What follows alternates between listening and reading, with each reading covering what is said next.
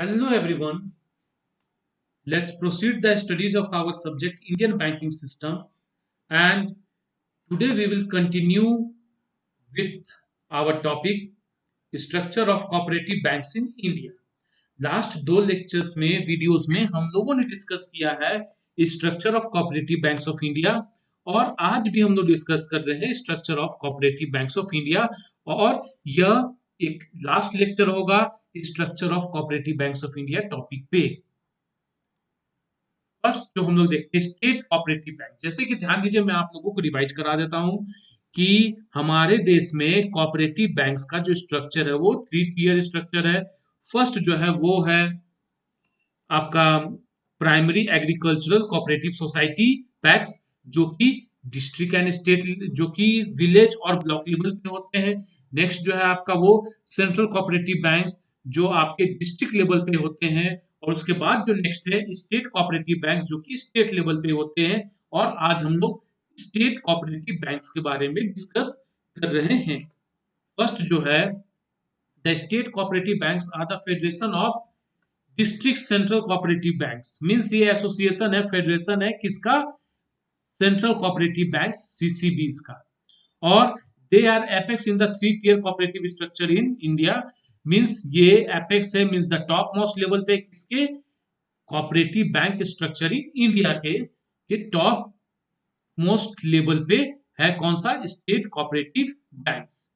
और हर एक स्टेट का अपना एक स्टेट कोऑपरेटिव बैंक होता है। फंक्शन हम लोग इसके देखते हैं क्या क्या फंक्शन है। They coordinate the activities of PACS and CCB central cooperative banks in their state. ये कोऑर्डिनेट करता है किसके फंक्शन को? पैक्स के फंक्शन को और सेंट्रल कोऑपरेटिव बैंक्स के फंक्शंस को। नेक्स्ट है they preserve and utilise funds for the entire cooperative credit structure in the state. Means ये फंड्स को प्रिजर्व करता है, यूटिलाइज करता है किसके फंड्स को? जो इंटायर कोऑपरेटिव स्ट्रक्चर है एक राज्य में, एक स्टेट में, जो इंटायर कोऑपरेटिव स्ट्रक्चर है उसके फंड्स को ये प्रिजर्व और यूटिलाइज करता है। कौन? State cooperative banks. नेक्स्ट जो है they control the activities of central cooperative banks. ये सेंट्रल कोऑपरेटिव बैंक से उसके वर्किंग को, उसके एक्टिविटीज को कंट्रोल भी करता है। नेक्स्ट है they act as an important link between the Indian money market and cooperative banks. ये इंडियन मनी मार्केट और कोऑपरेटिव बैंक के बीच एक इंपॉर्टेंट लिंक होता है। Next one is they assist in maintaining monetary balance among the central cooperative banks by transferring funds from CCBs which have surplus funds to CCBs which have deficit fund। Means ये monetary balance को maintain करता है। ऐसे जो भी central cooperative bank जिसके पास surplus fund है, then वो सरप्लस सेंट्रल कोऑपरेटिव बैंक से डेफिसिट कोऑपरेटिव बैंक में फंड को वो ट्रांसफर करता है, और इस तरीके से वो मॉनेटरी बैलेंस को मेंटेन करता है। नेक्स्ट जो है हमारा capital structure of state cooperative banks. Capital structure जो है इसका वो है the capital and working capital of state cooperative banks.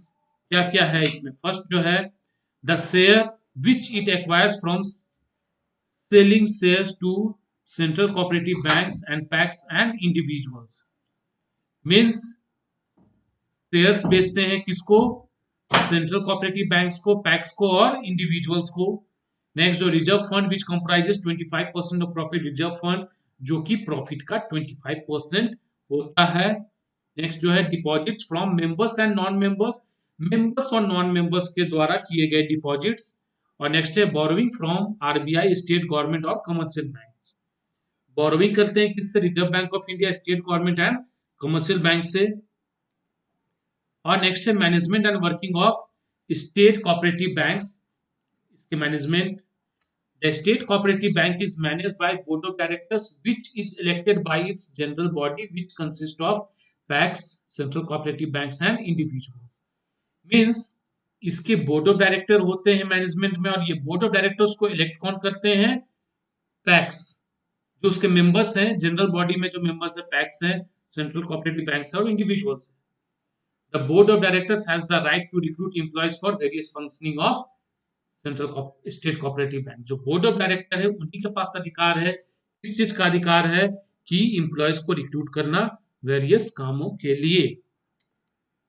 Working जो है state cooperative banks lends money to central cooperative banks for the period of short term and medium term. Means ये central cooperative banks को medium term और short term के लिए loan provide करता है, लेकिन ये they do not lend money directly to PACs except in those states where there is no CCB। ये जो स्टेट कोऑपरेटिव बैंक है ये डायरेक्टली पैक्स को मनी लेंड नहीं करता है। अगर किसी स्टेट में जहां पे आपका 3 टियर है, स्टेट कोऑपरेटिव बैंक है, सेंट्रल कोऑपरेटिव बैंक है और प्राइमरी एग्रीकल्चरल कोऑपरेटिव सोसाइटी है, तीनों है, देन वहां पे ये डायरेक्टली पैक्स को मनी लेंड नहीं करेगा।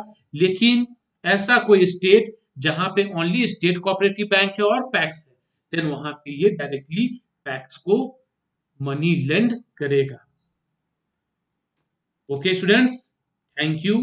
इस लेक्चर के साथ हमारा ये structure of cooperative banks in India topic over हुआ, और नेक्स्ट क्लास में हम लोग डिस्कस करेंगे about the regional rural banks in India.